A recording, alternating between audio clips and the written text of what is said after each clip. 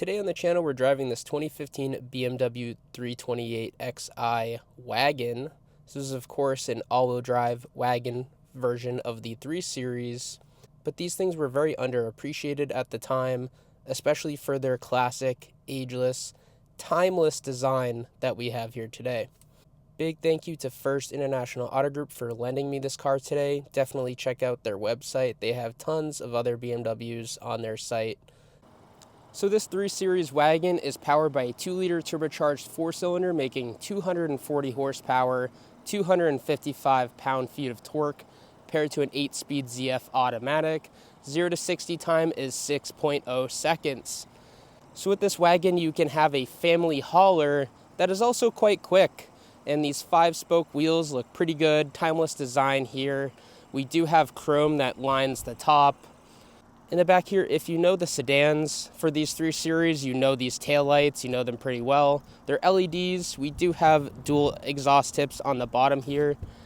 And then my favorite part about this 3 Series wagon, automatic trunk lift. And look at all that space. These seats come down too, just providing you tons of room to the cabin. You could fit, a couple ladders in here, maybe even some smaller furniture. I mean, these wagons can really haul around a lot of stuff, and they're not to be slept on. I mean, everyone thinks of SUVs as the all-around family hauler, grocery hauler, but wagons should definitely get some more consideration. In these back seats, I sit comfortably behind myself. I'm of course only 5'9", so I'm not the tallest guy, but we do have about 3 inches of headroom, about 2 inches of knee room, heated seats back here, vents. We don't have tri-zone climate, so whatever's going on up there is also going on back here as far as ventilation. But we do have this gorgeous panoramic sunroof, which I do appreciate considering we don't have a backup camera in this 328, which is the lowest 3 Series trim, but we do have a nice sunroof and all-around heated seats. So this is a very interesting spec. This wagon with 87,000 miles on it might have some age, being 10 years old, a 2015 model, but with 87,000 miles on it and a $14,000 list price, not too bad of a deal. There's basically no wear and tear inside this interior at all. Of course, a lot of this material is like hard plastic, especially this steering wheel. I would have definitely opted for a leather wrap on this if I bought it new, but of course they spent extra money on the sunroof, the heated seats, but they didn't get the nice steering wheel. We do also have keyless entry in this one, automatic headlights. We have these nice paddle shifters on our wheel, which I do appreciate. So these BMW wagons have definitely grown a little bit of a cult following the last few years, and I can see why. You have tons of practicality, and it still drives like the sedan model. I wouldn't even tell that this, I had like an extra bit of wheelbase behind me and that huge hatchback. I mean, it just has tons of space here in these back seats, tons of storage, while also driving like a sedan. In here we have a couple different drive modes. We have Sport, Sport Plus, which turns traction off. And then we have Comfort and Eco Pro. Currently we're in Comfort, which a lot of people in the BMW world just consider that your normal driving mode. And then Sport just kind of provides you a little bit different of a transmission tuning. Definitely shifts a little later than in Comfort, and gives you a little more throttle response too. I definitely didn't tell that the wheel got any tighter. I feel like that really stayed the same. There's no adaptive suspension in here either, so don't expect, any sort of adjustment for your suspension either. As far as noise goes, you really hear a lot more coming from that 4-cylinder up front than you do in the back. I think you could go with an aftermarket exhaust with this thing and be pretty happy.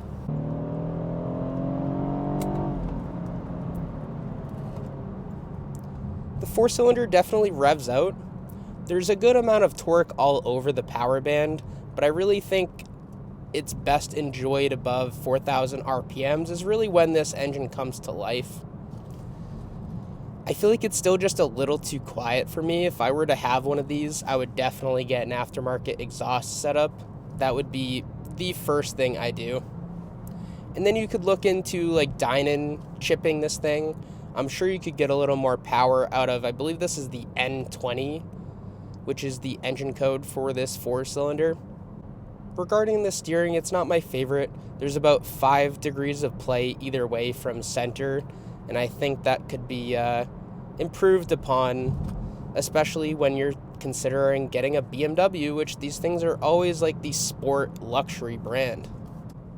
Regarding visibility, so we do have these wide mirrors which give you a little more visibility to your blind spots, but we don't have blind spot monitoring on these mirrors. I feel like that would be a nice option to have.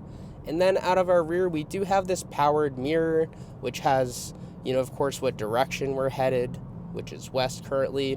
We have a couple buttons to be programmed for garage doors. But the one thing I will say is that our headrest in the middle there kind of gets in the way of our rear visibility. And this 2015 3 Series doesn't actually have a backup camera because that wasn't standard for these at the time. So if you're in the market for a BMW 3 Series and you really desire a backup camera, definitely make sure that the one you're going to buy has a backup camera. Of course, on test drives, you're not often throwing it in reverse, right? Unless you're backing up from a spot where you get in the car. So definitely keep that in mind. I mean, hey, if you see the dealer parking the car in reverse so you can just kind of drive out, maybe pop it in reverse and just double check to make sure if there's a backup camera there.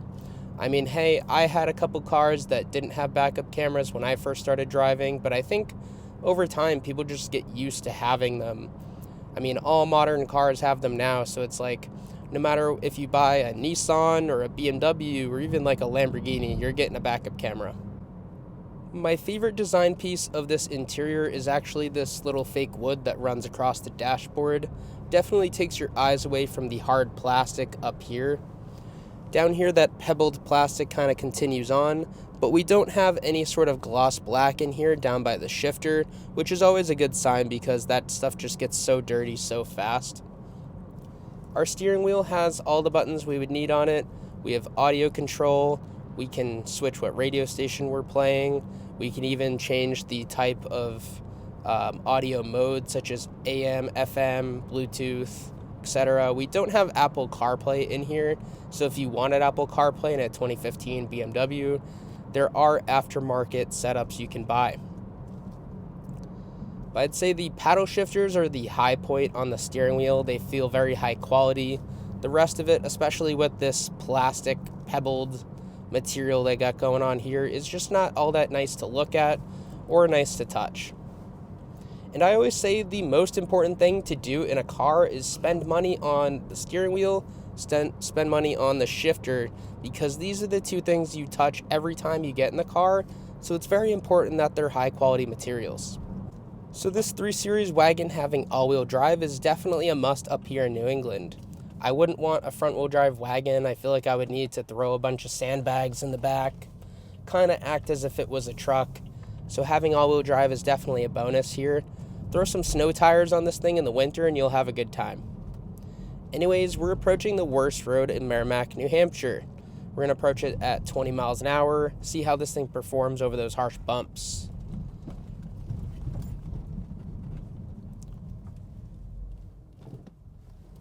So the long wheelbase definitely takes away from the harsher, jarring bumps, but you definitely feel the little road imperfections a little more than I expected.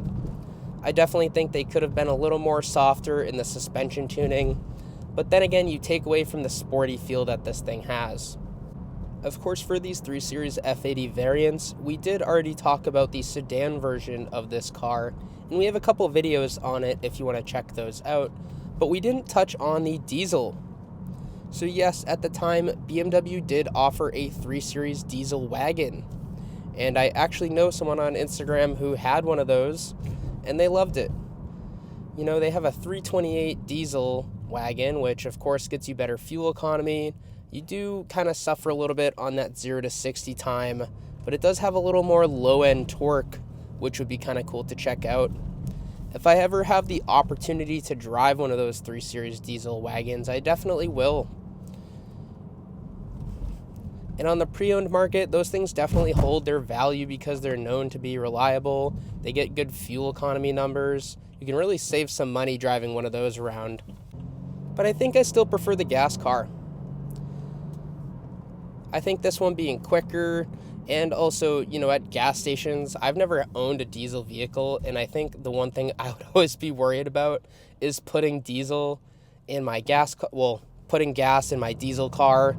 I think that would be something that if I accidentally did, I would never live it down. Anyways, to wrap up my thoughts on this BMW 3 Series wagon, it has tons of practicality, good options with the heated seats, the panoramic sunroof, the keyless entry, and the push-button start, so you can leave that key fob in your pocket. I do wish this one had a backup camera. I think it needs it. These things are quite long, and if you're not used to driving a car that doesn't have a backup camera, you could definitely use one. But at a $14,000 price point, I feel like these 3 Series wagons are a good deal.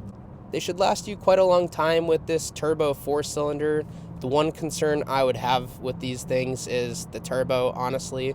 I feel like if you could get a naturally aspirated 6-cylinder from BMW instead, that is definitely the way to go.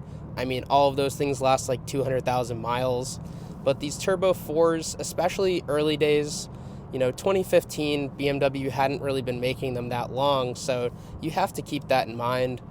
If you're buying a 2025, I mean, BMW now has been making turbo 4s for quite a long time, so I feel like I would be more apt to trust those nowadays, especially because they've kind of wiggled out a lot of the early problems they had with the turbo 4s. So just keep that in mind when shopping for one of these. But this 328i wagon with all-wheel drive is definitely a good time. I still think the steering wheel and the steering are a low point in this car, but it wouldn't put me out of buying one, especially as a daily driver. So thank you all again for watching. Definitely like and subscribe if you like my channel and want to see more content. I appreciate you all. Bye-bye.